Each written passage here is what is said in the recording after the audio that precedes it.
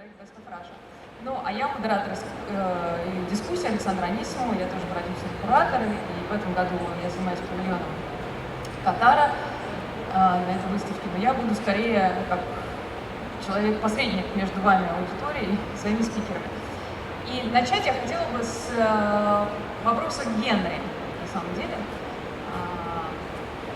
Мы посмотрим несколько его работ, слайд-шоу, который начнется сейчас и подведет нас непосредственно к предмету дискуссии. Если можно, включите, пожалуйста, чтобы все...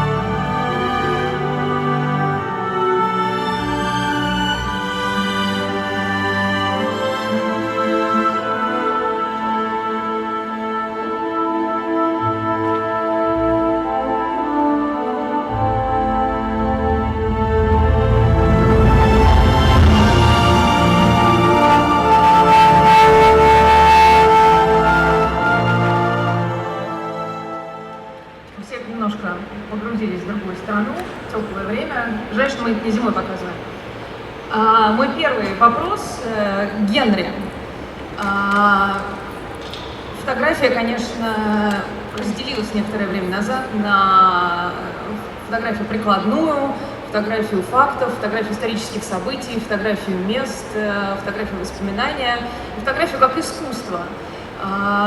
Мы знаем Генри по его книгам, выставкам, конкурсам, призам, мнению кураторов, критическим статьям, как, несомненно, художника, который использует фотографию как способ выражения. И, может быть, если бы Генри родился в XVIII веке, то он был живописцем.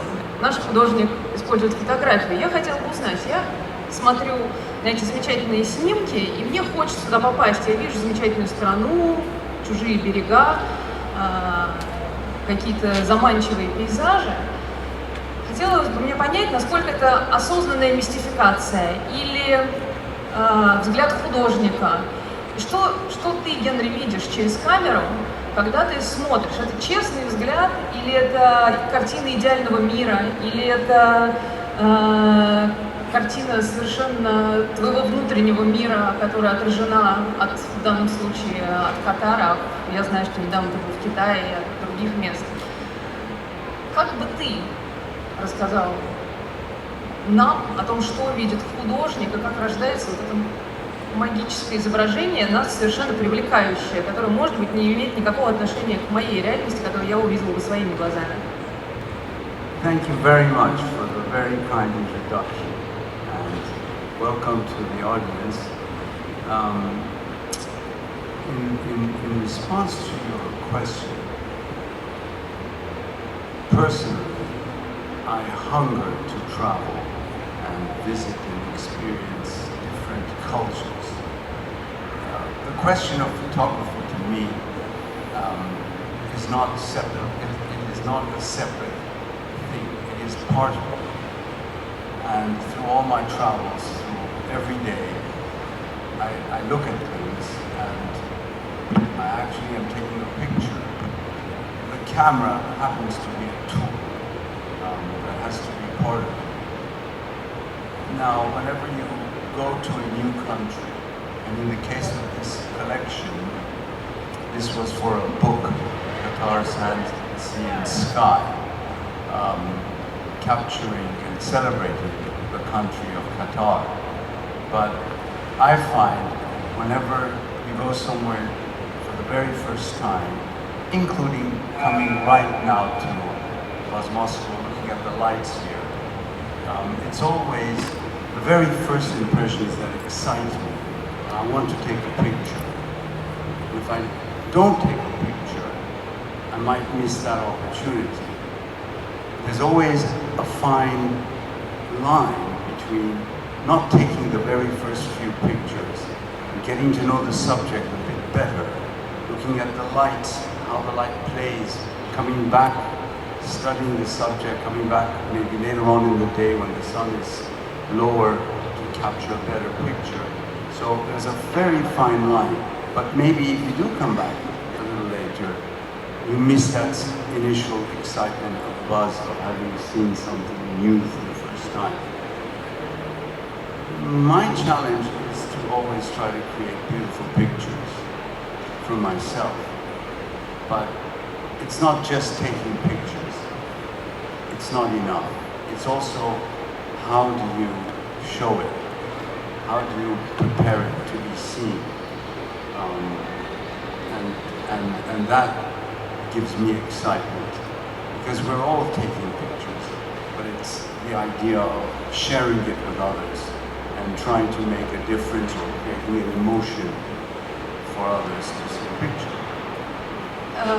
Да, это как раз к той реплике, которую я хотела дать. Я чувствую, что я ответственность за то, что я начинаю мечтать. Простите. Чувствую, что это ответственность за то, что я начинаю мечтать твоими глазами. Мои сны становятся твоими закатами, морями, какими-то дальними странами. Вот как насчет влияния на конкретных людей? Чувствует ли художник через фотографию в наибольшей степени, наверное, влияющий шире всех? Ну, мы самый доступный вид искусства, самый возможный для идентификации с самим собой. Я смотрю на твой закат, и я уверена, что я его увижу и сниму такой же, хотя этого никогда не произойдет, по крайней мере, второй части. Знаешь ли ты о том, что в тот момент, когда ты снимаешь фотографию, ты уже не один смотришь на нее? Она будет презентована, у нее будет публика, и эта публика подвергнется воздействию художника напрямую.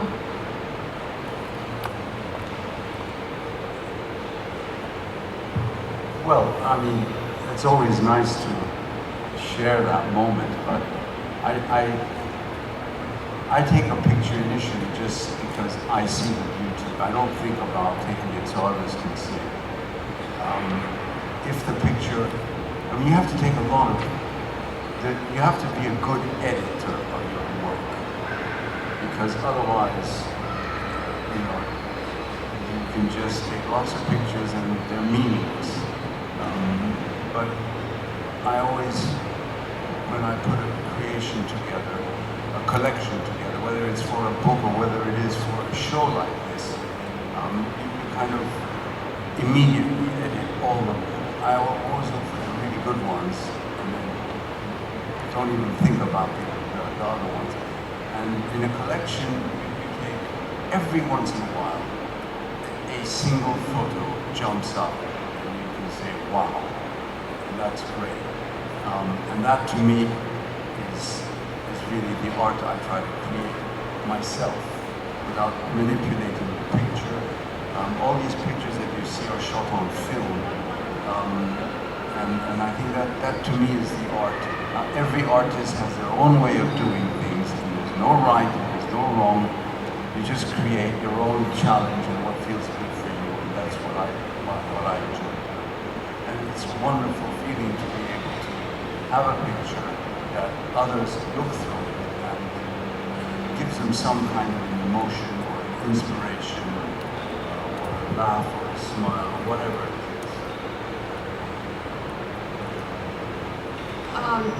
Я бы вот в этот момент хотела передать слово Лине Краснянской, чтобы поговорить про проект замечательный, который Лина делала, курировала выставку знаменитого советского фотографа Гиппенрейтера, человека, который взглянул на свою страну совсем иначе, не так, как это было принято в его время, не так, как на это смотрели его потенциальные зрители, и совершенно подарил нам другой отпечаток этого и места, и времени, который мы, может быть, недостаточно знаем, но который стал нам интересен именно сейчас.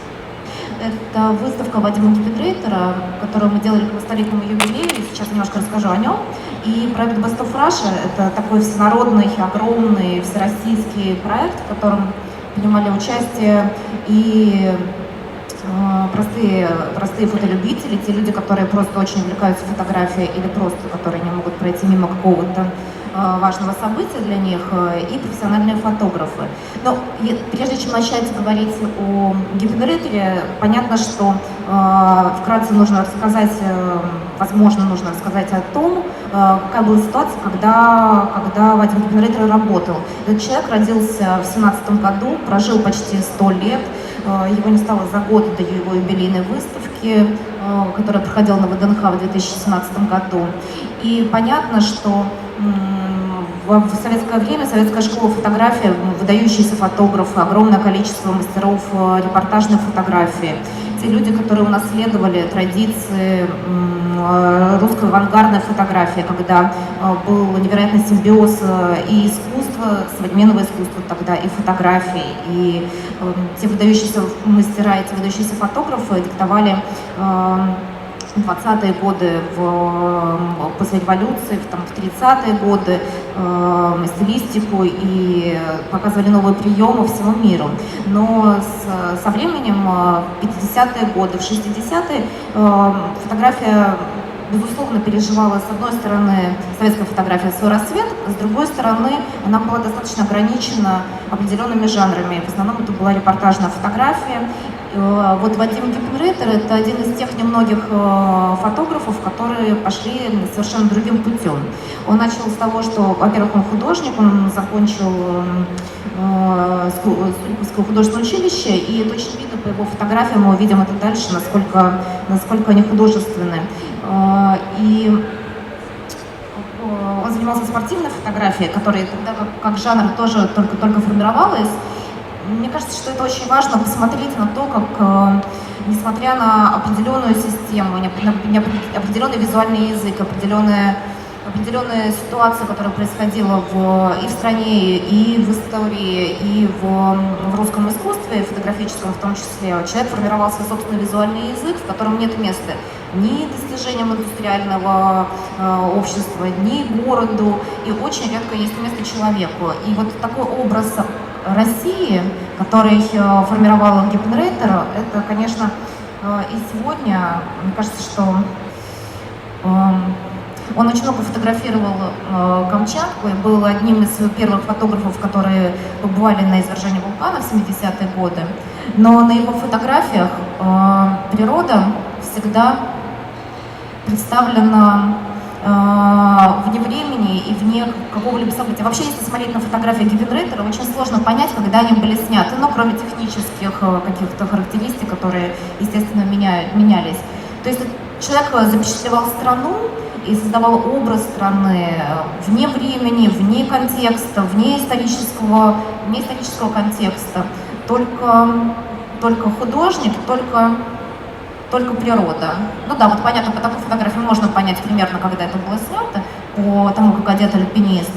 Но тем не менее, все равно это такой, как это негромко звучит, певец, создатель образа русской красоты, которая и для отечественного зрителя, который видел сначала его фотографии в газетах, и только позже это были фотоальбомы или фотовыставки, до зарубежных читателей различных изданий, которые видели его фотографии на страницах и представляли Россию именно такой, по его фотографиям. Ну, это вот фотография русского севера, которые мы потом посмотрим, когда мы увидим Best of Russia, то увидим, что быт того времени, быт сегодняшний, это, конечно, ну, не всегда сильно различается. Это редкие кадры, когда на фотографиях Киппенрейтера есть люди. Ну, вот как здесь. Все равно всегда в контексте природы. Вот это если говорить о Киппенрейтере и о его любви не только к эффектным каким-то удивительным пейзажам, которые сейчас вдохновляют всех людей, которые там путешествуют по России и всегда видят какую-то эффектную картинку, стараются ее запечатлеть. Он стремился найти красоту даже в самых простых и очень обычных для нашего взгляда пейзажах средней полосы России в том числе.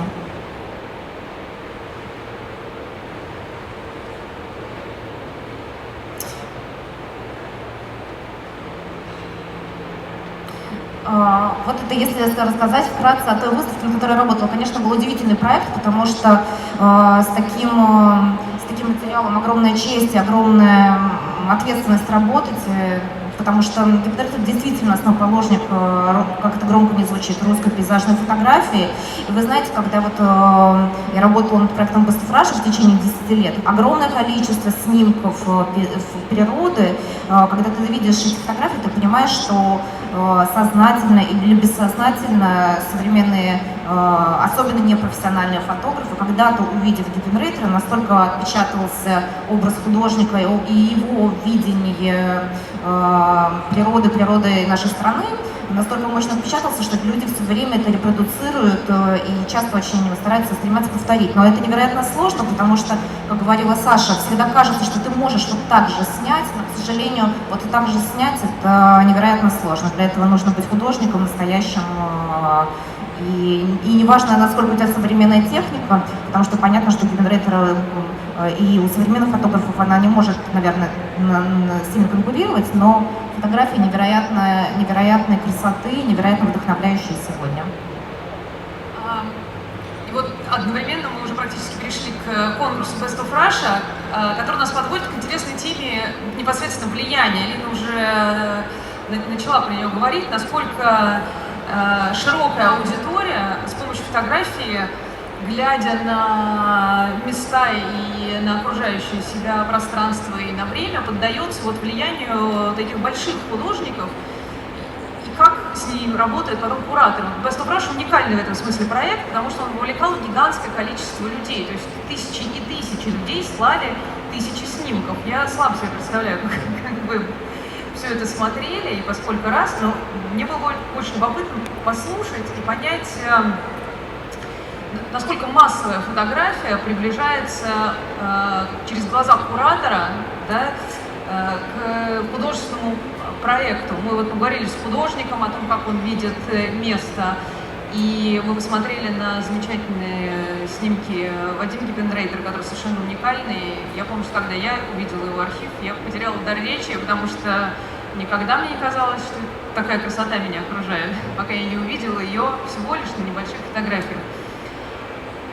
Но вот оказывается, что не только художник может нам подарить отпечаток места и времени, но и куратор, взяв массовую фотографию, в которой мы могли бы все с вами поучаствовать в этом конкурсе, может вдруг в руках куратора оказаться прекрасным художественным проектом. Расскажи нам про то место, где начала формироваться такая джентрификация и кластерная жизнь Москвы, то место, которое продвигало современное искусство всеми возможными способами, инициировал в 2008 году достаточно своеобразный для своего формата проект фотографии, при этом в основном, конечно, народная фотография, что очень важно. Вообще, мне кажется, что это очень важная история, потому что народная фотография всегда так как бы задвигается и не представляет для большого количества профессиональных фотографов никакой художественной ценности. Но мне кажется, что народная фотография и профессиональная фотография не могут существовать раздельно друг от друга. Это те вещи, которые взаимопроникают и оставляют огромное влияние друг на друга, потому что, с одной стороны, фотография сегодня, нам всем кажется, что уже достаточно обесценилась именно из-за народной фотографии, именно из-за развития технологий, именно из-за смартфонов, из-за обилия сменяющих друг друга фотографий в лентах социальных сетей. которые никогда не остаются, с одной стороны, вообще в памяти, а с другой стороны, создают огромный визуальный информационный шум. Но народная фотография – это такое феноменальное явление, которое особенно, мне кажется, ярко.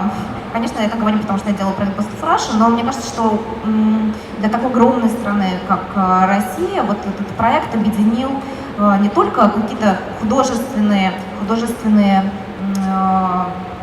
надежды или художественные какие-то таланты огромного количества людей, но и создал невероятно интересный психологический портрет общества с 2008 по 2018 год.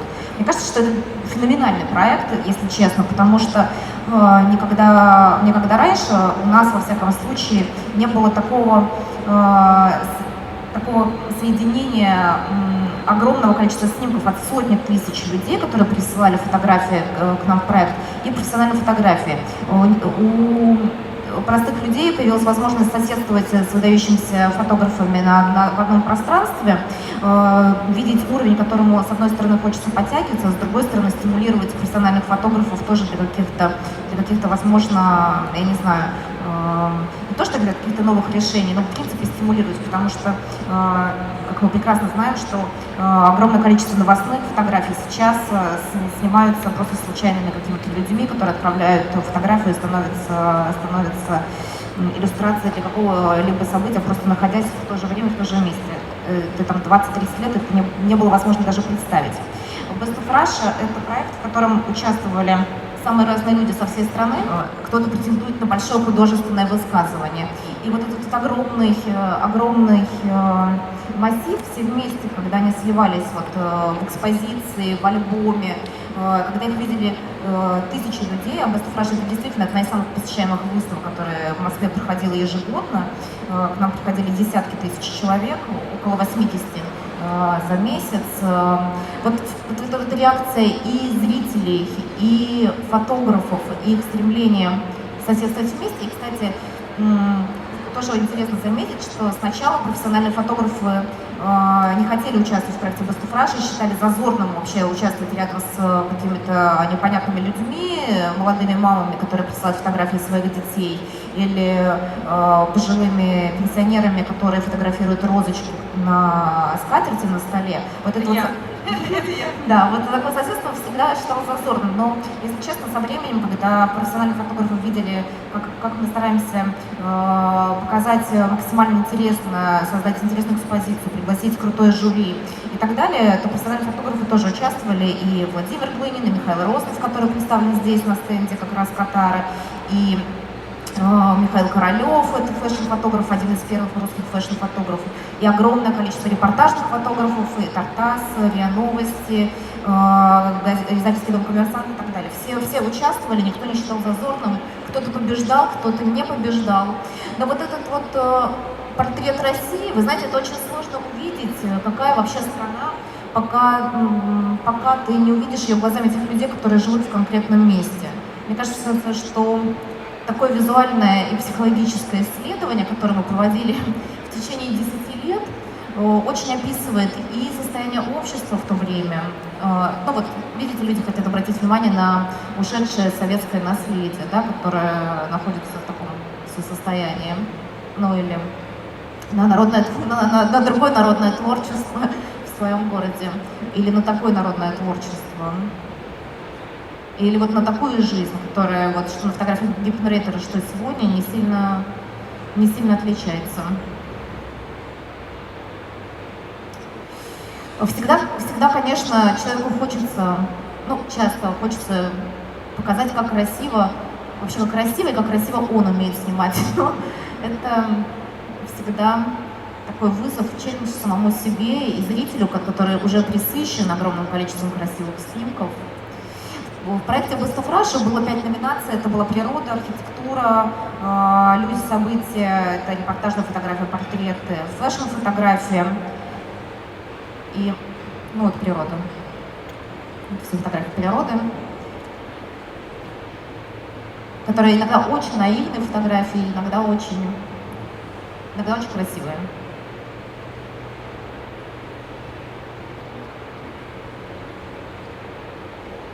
Байкал. Нам надо выходить, вот. садиться на поезд или на самолет. Да, и хочется путешествовать, потому что это вот, и как теперь, когда я куда-нибудь приезжаю, говорю, ой, я видела это место на фотографиях Бастафраша, это действительно так, огромное количество каких-то символов, каких-то мест. Понятно, что когда когда у нас началось строительство каких-то новых архитектурных комплексов, невиданных прежде, в том числе людям, приезжающим в Москву, это, конечно, становится огромным источником вдохновения. Москва-Сити побила все рекорды по количеству фотографий. Эта фотография как раз Михаила Розанова, чьи фотографии представлены здесь, на стенде Катара. Там у него пустыня, а здесь у него Петергоф. Метро в Санкт-Петербурге. Ну, вообще, ну вот, да, например, быт, когда мы видели «Женщину у колодца», и быт в 2015 году, не сильно отличающиеся друг от друга. Огромное количество фотографий было с различных общественных событий, политических событий, митингов. И мне кажется, вот это желание поделиться чем-то таким, что настолько сильно волнует и беспокоит, это тоже огромный, это вообще Бастафраш был огромный ресурс показать свою тревогу и свое мнение огромной аудитории. Ну, это вот фотография как раз Ильи Паталева, это РИА Новости. Это Калининград.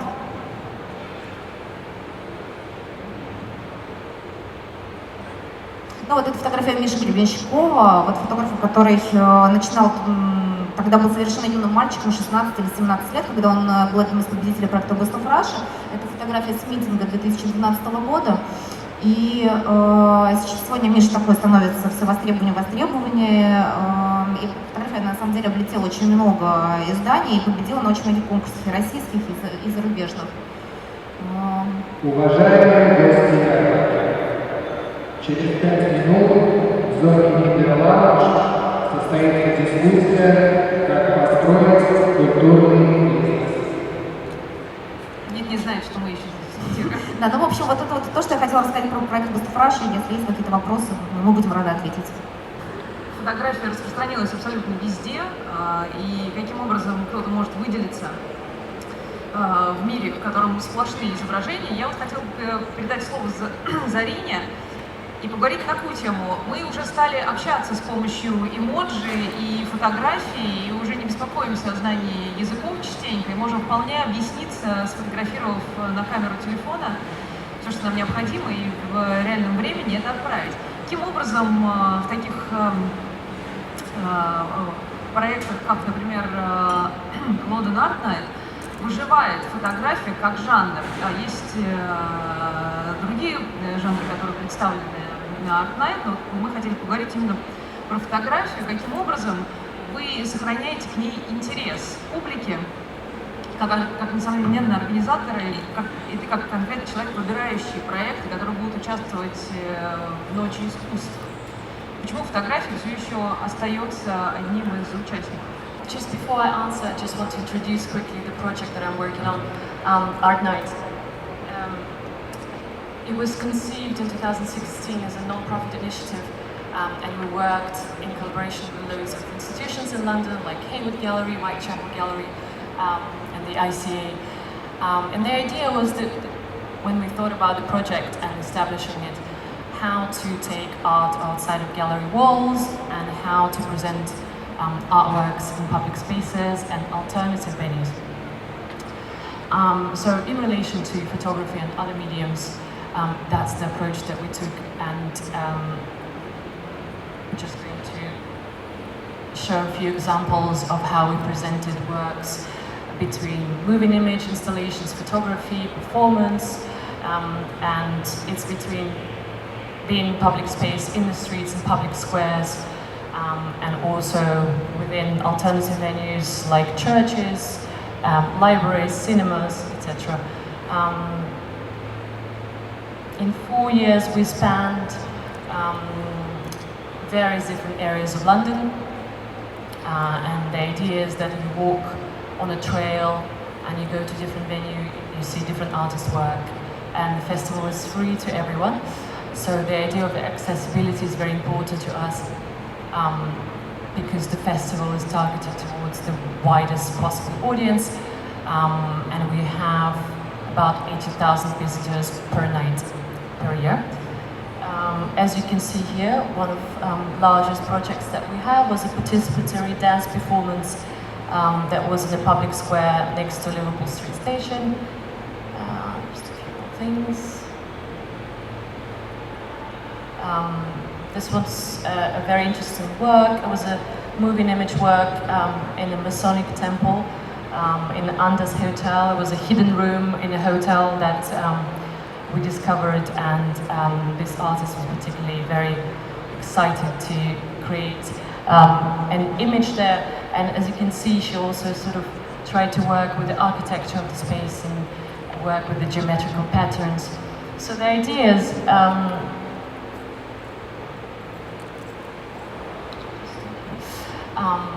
so I think what I'm mostly interested in is presenting an artwork site-specifically, and I think there's a few elements and aspects of that that are very important. How does the artist present their work within the space that they never worked before? It's not a white cube gallery. You consider a few important things like the architecture of the building. Artists do a lot of research about the history. They also think about the current purpose of the building.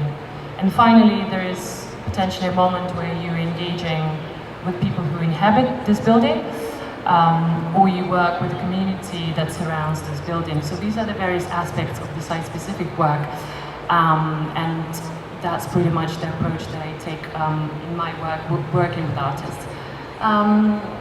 So I just wanted to make a case study, let's say, of a project that I'm currently working on. This is a building in London, in Battersea. It's a building of New Covent Garden Market, so it's the largest wholesale fruit, vegetable and flower produce market in London. And Art Night in 2018 was taking place in the area, and we wanted to activate this building, and there was an opportunity to present a photographic work on the building facade. As you can see, that's what it resulted into. So I worked with an artist called Anas Kladman, who's presented his work, and I think what was mostly interested, normally Anna works with flowers in her work, and she scans them through a special scanning machine, because she is interested in intersection between nature and machine versus machine. But in this case scenario, I think what was interesting that she actually went at 5 a.m. in the morning to New Covent Garden Market. She engaged with the vendors. She asked them about the flower species that they're passionate about.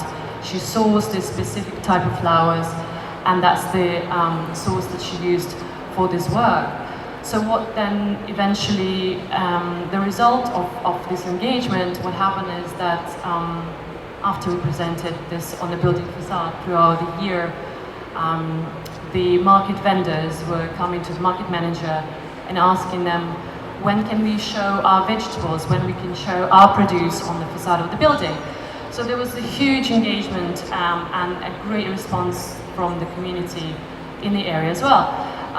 Which then resulted into the developers of the market coming back to us and asking to, let's say, renew this commission and have an annual project.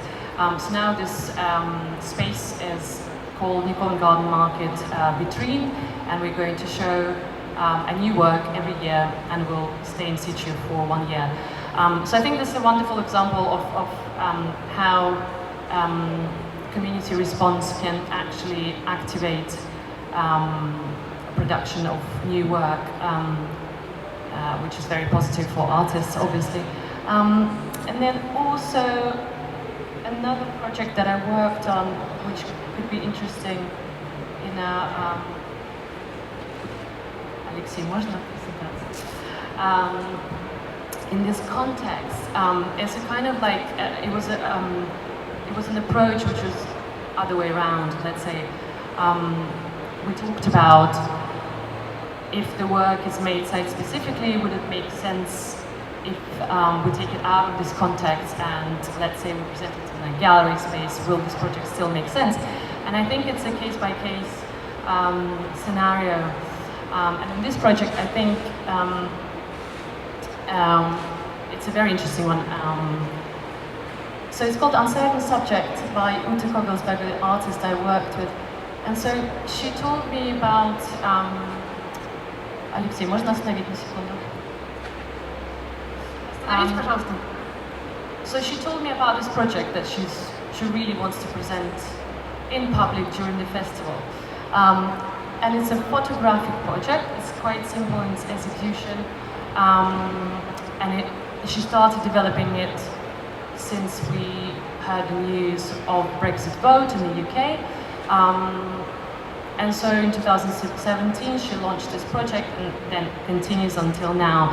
The idea is she's photographed, she made these beautiful portraits of people who were born in the UK and they are willing to leave the country because they are not happy with the result of the Brexit vote and they're thinking of going to Europe, moving to Europe or elsewhere, and they are answering the question of why would they like to move, so they feel betrayed by their country, etc., etc. So the idea was, Алексей, можно еще раз показать?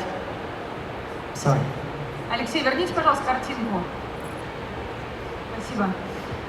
So the idea was to take, she took the simple portraits, it's kind of bare-chested, which kind of makes you think about vulnerability, this nakedness, and makes you trust the subject. But she really wanted to show this in public. She wanted a lot of audience to see this project because obviously the question was very political and it was a very uncertain moment in time in history, and in London everyone was concerned and there was too much conversation about it, so she really wanted that. And at that moment, Алексей, если можно на первую картинку? Okay. In that moment, I was working around South Bank Centre for Art Night 2018, and I found this abandoned billboard that was really high up on the wall next to this street, which is full of graffiti. So it's a very sort of like shabby, abandoned street that no one goes to. And the billboard itself had a marking of the street artist, so to say that this billboard is not for use for the advertisers. That's why it's been empty forever. And of course we thought that it's okay for the artist to use this billboard. And I said to Ute, there is this billboard, let's try to present your work. And then the artist goes further, and she doesn't just want to present one portrait, she wants to present this work in a way of a performance. So it lasts 7 hours. She asked this amazing billboarder, this man you can see on the ladder, to change the photographs with a specific time frame. And so what it created is this beautiful transformation between one person to another, as you can see, and also in the process, the way it happened. So their faces became slowly transformed one to another, and they're all sort of different representative, different backgrounds, visually, both visually and both in reality. So this lasts for 7 hours, and I think after the festival this work went on to Photo Biennale in Brighton. The life of the work continued. And so what I think that this particular case, I can't see this kind of work and this kind of resonance presented in a gallery space. However, originally the way Ute conceived this work, because she couldn't afford to have a billboard or any way of exhibiting this work, she positioned these portraits onto postcards. And she wanted as many people to get a postcard and send them everywhere to Europe, once again as a response to the Brexit vote. So I think that's a beautiful way also of a much more small scale, but also very effective way of presenting this project. So I think it's case by case scenario in the sense of whether an artist image can be working best in a site-specific way or in a gallery, but I guess I'm just a fan of presenting in public. И у нас получился, мне кажется, замечательный разговор и со стороны художника, и со стороны куратора, и проекты, которые, несомненно, отражают разное время, разные места, и даже вот как последний проект, разные моменты. Интересно будет посмотреть на них на все через 10, 20 и 50 лет и узнать, кто, кроме Гиппенрейтера, остался в вечности. Я вам желаю всем хорошего дня. Надеюсь, что вы видели много прекрасных, замечательных работ на Cosmosco. Я рада, что фотография представлена не так широко, и наш стенд посольства Катара занимает практически отдельное фотографическое место. Всех приглашаю посмотреть на фотографии Гены Далала и других фотографов, Миши Розанова, которого сегодня упоминали, Лаглоксова, Данила Ткаченко и Абдулла Артуева. Спасибо вам еще раз. Надеюсь, мы смогли вас как минимум заинтересовать.